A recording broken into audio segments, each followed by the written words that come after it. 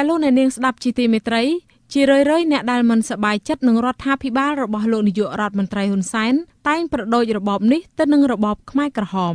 តើការប្រដូចបែបនេះសមហេតុសមផលឬទេចាស់ជាបន្តទៅទៀតនេះលោកចិនច័ន្ទបុតមានបទវិភាគមួយពិនិត្យមើលថាតើរបបបច្ចុប្បន្នរបស់លោកនាយករដ្ឋមន្ត្រីហ៊ុនសែននិងរបបខ្មែរក្រហមដូចគ្នាឬខុសគ្នាយ៉ាងណា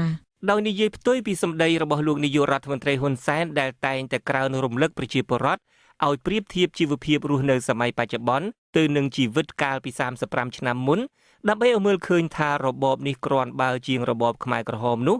អ្នកដែលរងទុក្ខដោយសាររបបបច្ចុប្បន្នតែងតែចោទប្រកាន់ថាសម័យតេជោដូចគ្នាឬអ្នកខ្លះថាអាក្រក់ជាងសម័យខ្មែរក្រហមទៅទៀតយើងសាកល្បងពិនិត្យមើលទាំងអស់គ្នាថាតើការចោទប្រកាន់នេះមានមូលដ្ឋានត្រឹមត្រូវដែរឬទេជាដំបូងយើងពិនិត្យមើលប្រព័ន្ធដឹកនាំប្រទេសនៃរបបទាំងពីរនេះសិនអ្វីត្បិតតែមានឈ្មោះជាផ្លូវការថាកម្ពុជាប្រជាធិបតេយ្យរបបខ្មែរក្រហមប្រកាន់លទ្ធិកុម្មុយនីសផ្ដាច់ការមិនយកប្រជាពលរដ្ឋជាធំនោះទេរបបខ្មែរក្រហមគ្មានគណៈបកនយោបាយដទៃណាក្រៅតែពីគណៈបកកុម្មុយនីសដែលកាន់អំណាចនោះឡើយរបបបច្ចុប្បន្ននេះវិញជារបបរាជានិយមអាស្រ័យរដ្ឋធម្មនុញ្ញនិងជារបបសេរីពហុបករដ្ឋាភិបាលកើតឡើងពីការបោះឆ្នោតដោយមានគណៈបកជាច្រើនចូលរួមប្រកួតប្រជែងហើយបើតាមប្រសាសន៍របស់លោកនាយករដ្ឋមន្ត្រីហ៊ុនសែនមានទាំងគណៈបកប្រឆាំងមានទាំងគណៈបកបញ្ឆោតក៏ប៉ុន្តែត្រង់ថាការបោះឆ្នោតនោះត្រឹមត្រូវឬកេងបន្លំបែបណាវាជារឿងមួយផ្សេងទៀតចំពោះការសិក្សារៀនសូត្រវិញពួកមេខ្មែរក្រហមភាគច្រើនបានទៅរៀននៅបរទេសអ្នកខ្លះបានសញ្ញាបត្របណ្ឌិតហើយត្រឡប់មកស្រុកវិញទើបទៅចូលរួមជាមួយចលនាតស៊ូនៅក្នុងព្រៃ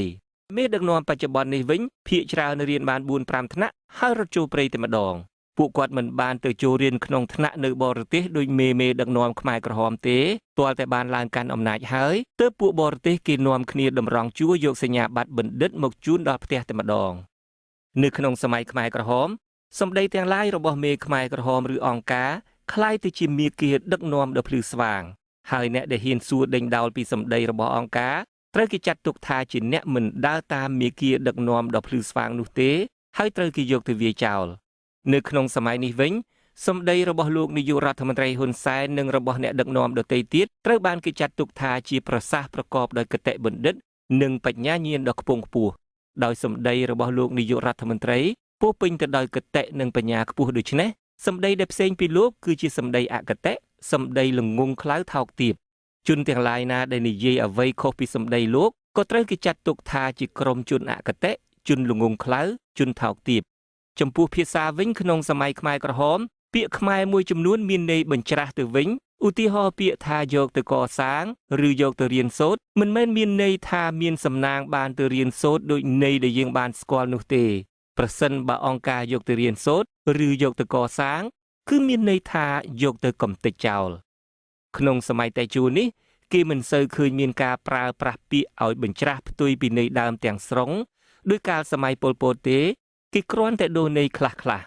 ពាក្យដែលយើងធ្លាប់ឮលោកនាយករដ្ឋមន្ត្រីហ៊ុនសែនមានប្រសាសន៍ជាញឹកញាប់ដូចជាពាក្យថាការពាររដ្ឋធម្មនុញ្ញជាឧទាហរណ៍មិនមែនមានន័យបញ្ច្រាស់ថារំលាយរដ្ឋធម្មនុញ្ញនោះទេពាក្យការពារនៅតែមានន័យថាការពារដដែលគ្រាន់តែមិនការពាររដ្ឋធម្មនុញ្ញតែការពារអំណាចផ្ដាច់ការ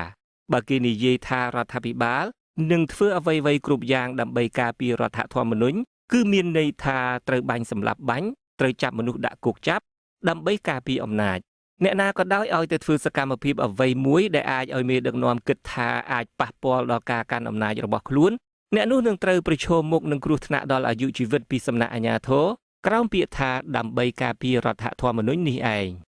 នៅមានពាក្យមួយចំនួនទៀតដែលកំពុងពេញនិយមក្នុងវណ្ណៈមេដឹកនាំបច្ចុប្បន្ននោះគឺពាក្យអភិវឌ្ឍពាក្យនេះក៏មានន័យคล้ายពីន័យដើមច្រើនដែរប្រសិនបើមានថៅកែណាចង្អុលទីតាំងណាដែលមានមនុស្សរស់នៅថាជាតំបន់អភិវឌ្ឍអ្នករស់នៅតំបន់នោះប្រញាប់បបួលកូនចៅនាំគ្នាវិចបង្វិចទៅរកដើមឈើជ្រកឲ្យហើយទៅបើចង្អុលចំព្រៃណាថាជាតំបន់អភិវឌ្ឍវិញមិនយូរមិនឆាប់ព្រៃនោះនឹងคล้ายជាទីរហោឋានដូចជាព្រៃឡង់ជាដើម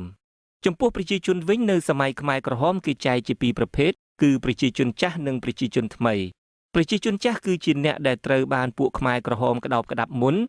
ឬដែលខ្មែរក្រហមហៅថារំដោះបានមុនរីឯប្រជាជនថ្មីគឺជាអ្នកដែលខ្មែរក្រហមទើបវាយដណ្ដើមបានតាមក្រោយ នៅពេលដែលពួកគេវាយរំលំរបបលោកសេនាប្រមុខលន់នល់នៅថ្ងៃទី17មេសាឆ្នាំ1975ដូច្នេះហើយបានជាជួនកាលគេហៅប្រជាជនថ្មីថាពួក17មេសានៅក្នុងសម័យតេជោនេះប្រជាពលរដ្ឋសាមញ្ញខ្លួនឯងហាក់ដូចជាមិនមានការបែងចែកក្រុមបកទេ